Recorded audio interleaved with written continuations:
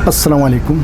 आज मैं आपसे छोटी सी बात हसद और नेकी के मुतालिक कहना चाहता हूँ। नाज़रीन कराम, आप नेकी करें, हर लम्हे करें, हर रोज़ करें, हमेशा करें, हर वक्त करते रहें। इससे अल्लाह भी खुश होगा, आपका ईमान भी ताज़ा होगा और आपको दिली सुकून भी मिलेगा।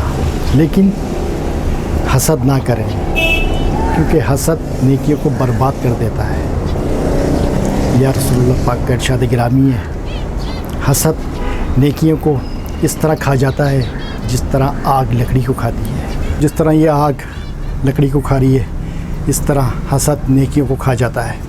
या रसूलुल्लाह पाक ने बिल्कुल सही फरमाया, हसद नेकियों को खा जाता है बिल्कुल इस तरह जिस तरह आग लकड़ी को। तो ये मिसाल आपके सामने है। तो नाज़रीन किराम, यही मेरी छोटी सी बात थी।